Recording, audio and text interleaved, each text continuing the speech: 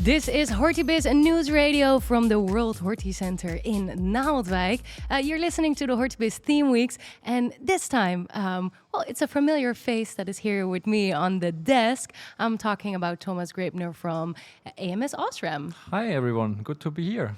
Yeah, well, like I said, you already became a familiar face to me, and I think to the listeners, because I think I interviewed you already twice or three times before. Twice on the Green Tech, actually, yeah. On the Green Tech. So it was a couple of months ago that we spoke. You spoke about an innovation, but I can imagine that not everyone that is listening right now or watching us right now has heard to this conversation. So before we dive into all the new innovations and the things that are important, maybe you can start with an introduction of ams OSRAM and also introduce your role.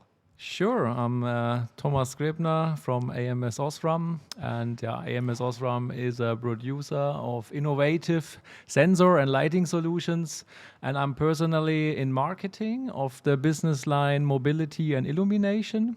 And in illumination, we cover basically LEDs for outdoor applications like street light, like stadium light, also indoor applications like luminaires, which you have at your home. For sure, there are our LEDs inside, and also horticulture. The horticulture part is also under illumination, and here we consider ourselves actually as the world market leader in horticulture LEDs. And as we are now in this area here in the heart of the horticulture world, I believe that a lot of growers are using our LEDs. Yeah. Some maybe don't know, some maybe know. This is what I wanted to say as well, because I think maybe a lot of people, if you say ams OSRAM and LED lighting, they are thinking that you produce the whole fixture, but that is not the case. Exactly. Yeah. We are not producing fixtures. We are really focusing 100% on the semiconductor part, so on the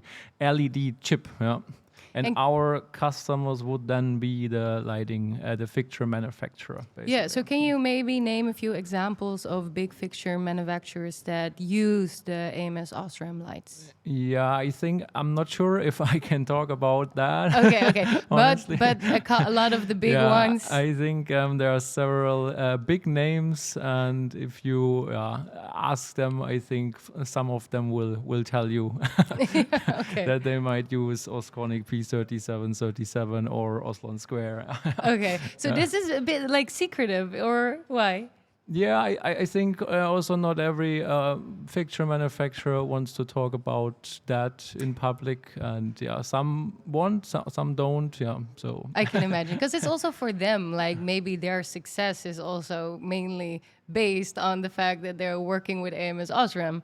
Exactly. So, and which LED type you use sometimes is also, let's say, a recipe of success. So if you use our new bad wing, you can have several more benefits than in the past, and maybe not everyone wants to share those secrets. Yeah, exactly. Okay, so I can also imagine, because when people think about LED lights, they think about the fixtures and they think about all the innovations going on within those fixtures. But then zooming in on the specific parts in it, it must be a completely different way of innovation as well.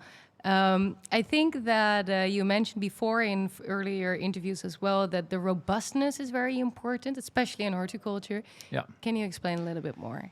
Yeah, exactly. I think if growers invest in horticulture lighting, this is sometimes a multi-million euro invest. So really a lot of money you have to put on the table to set up your whole greenhouse with fixtures. And to make this business case successful, of course, you want to achieve a certain lifetime. You don't want to have fixtures failing after a short period of time, right?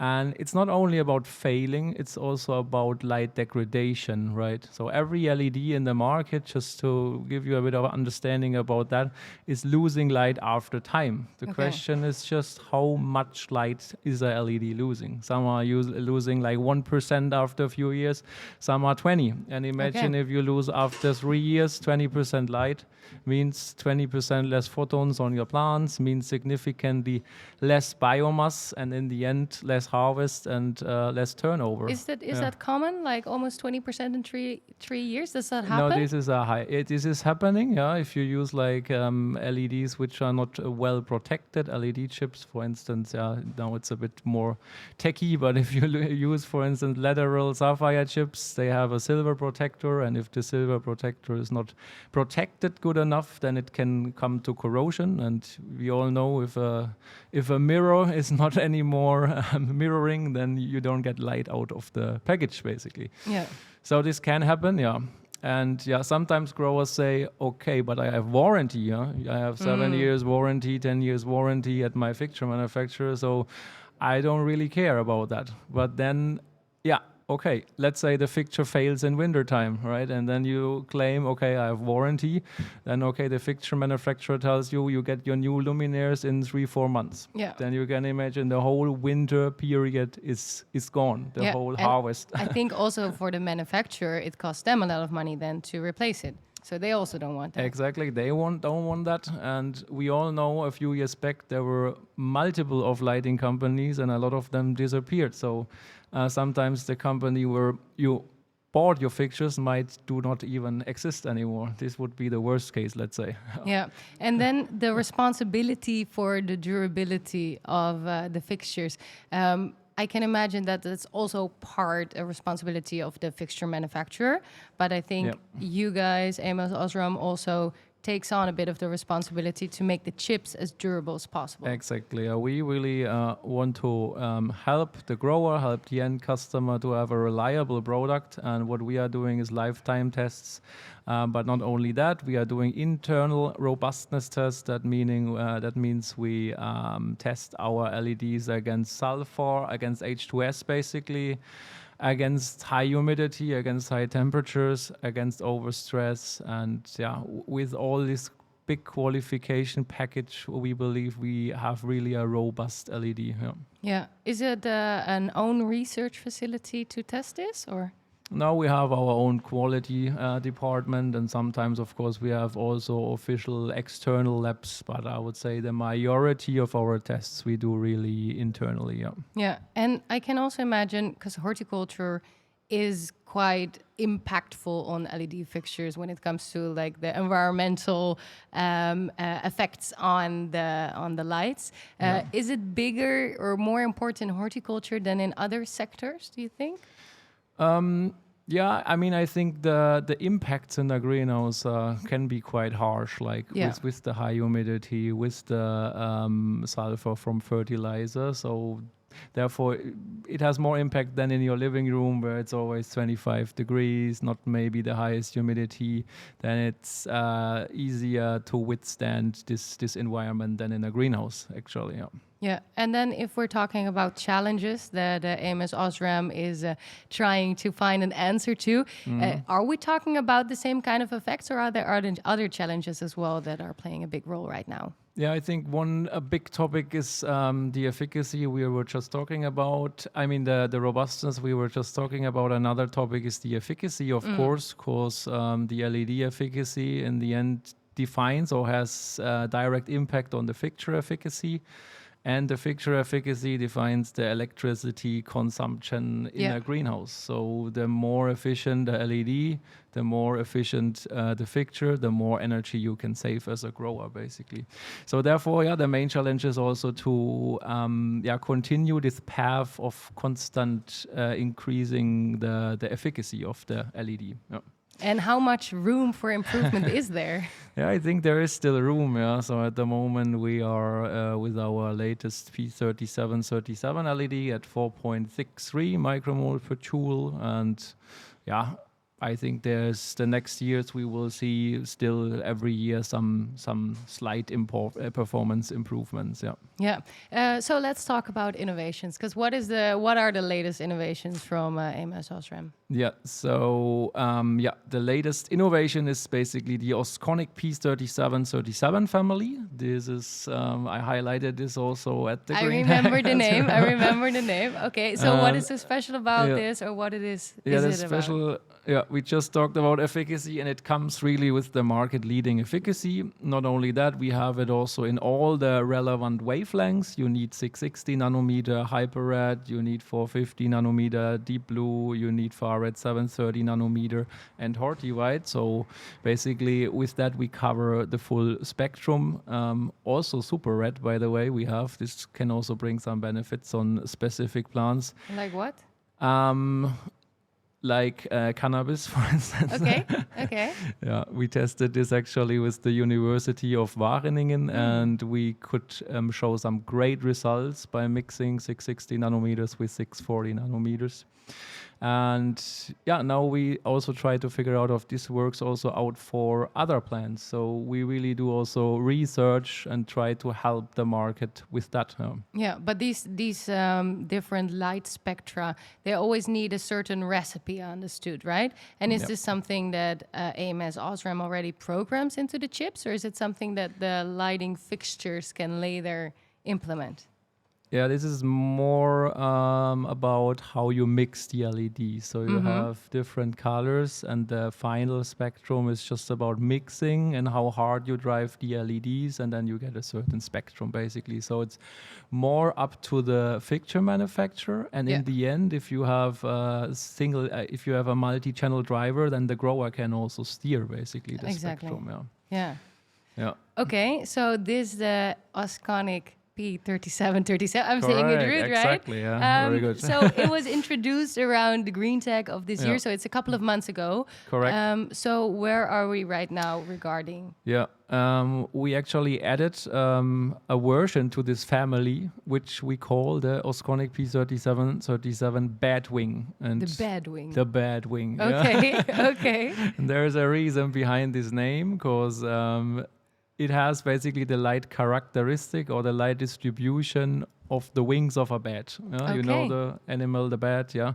And if you look at the data sheet, you will see basically, if you look at the curves of the distribution, it looks pretty similar actually. And yeah, now coming to the benefit of that, basically, first of all, we have here a 140-degree viewing angle compared to 120. That means we can more widespread the light. Okay.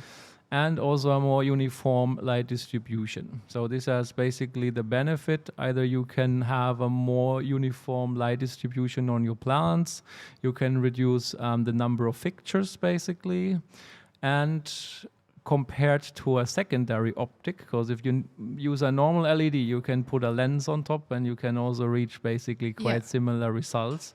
But with that, you lose more light. So with a secondary optic, you lose around 6 to 10% light. And with the Badwing, you just put it on a PCB, cover it with a glass, you lose around 3%. So in the end, if we just look at the fixture efficacy, it's actually higher with the Badwing compared to using a standard P3737. Do you think it's the first time, like globally, that it reaches this kind of angle? No, it's not the first time. We also had it in the Oslo Square already. Yeah, but now as we are moving to higher efficacies, we introduced it now also in the P3737. Yeah, so it's nothing. Let's say the idea is not groundbreaking. Groundbreaking it was like 7 years ago, around about 7 years when we introduced it. But now we just added it into this package because we also found a lot of requirements on that in the market. Yeah, and then is it also the case that with a new innovation like this, that the fixture manufacturers also have to create new fixtures to match these benefits? And partially yes. Yeah, especially with the optics, you don't need secondary optics anymore. Also, now with our new generation 2 and the Badwing, we have higher maximum driving currents. That means you can basically go to much higher light level on LED level. That means you can build more compact fixtures, right? So, and with that, again, basically, you have higher output per fixture, when in total you can either increase your overall micromole per second per square meter rate, or you can reduce your number of fixtures in the greenhouse. Yeah, a lot of benefits. So Exact. if we're talking about these kind of innovations, I can imagine that intellectual property also plays a big role. How is ams OSRAM dealing with these kind of legalities and stuff? Yeah, I think IP is a very important point, and we are quite well known for innovation. We were the first with the battery, with the Horti wide. We do a lot of research, and of course that costs also a lot of money in R&D, and we believe, and I think also our partners are confirmed that to us, that we are on the right path to also protect this IP. Our products are covered by a lot of patents.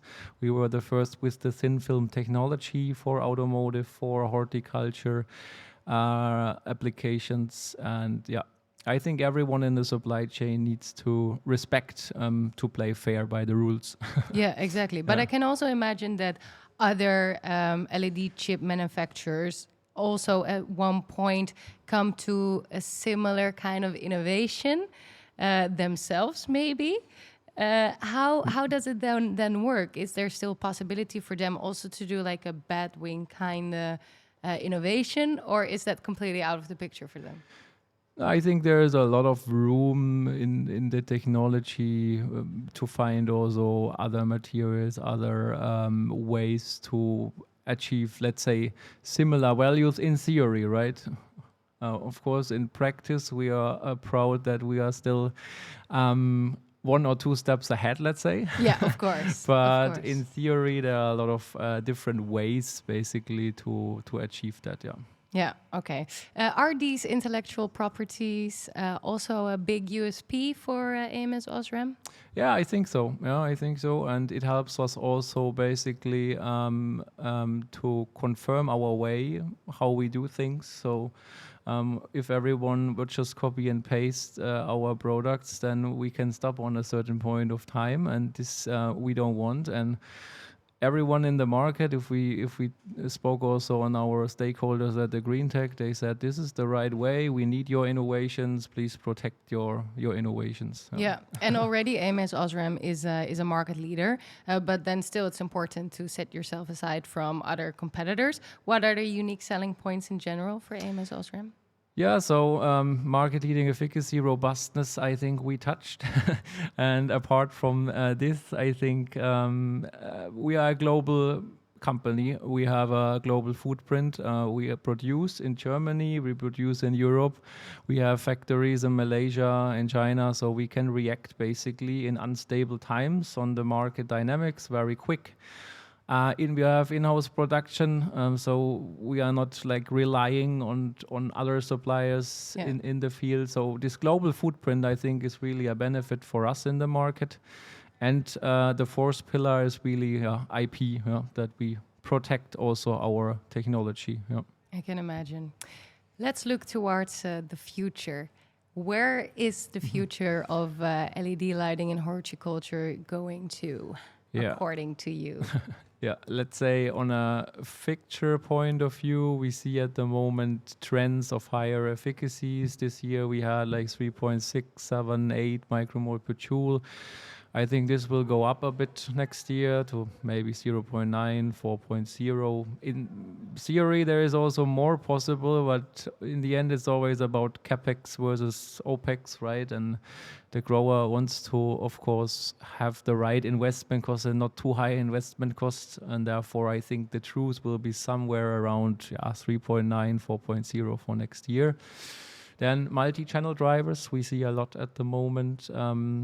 Actually, in almost all the tenders are now multi-channel drivers. Yep. That means you can steer all these 4 wavelengths differently, all these 4 colors. Meaning, if you have a plant on a smaller stage or in a younger stage, then you can add, for instance, more blue light, which gives you the possibility to build more strengthened plants. And then in a later stage, you can add more red light. Those are, I think, 2 trends. Then compact fixtures, I think, at the moment, or last year, it was more in the range of 1,200 watt fixtures. Now I think we see 1,400, maybe next year even more, right? So the trend is really to have a lot of power out of a small fixture. Exactly. And yeah, this is more like short term. And if we look at long term, I think LED efficacies will raise further.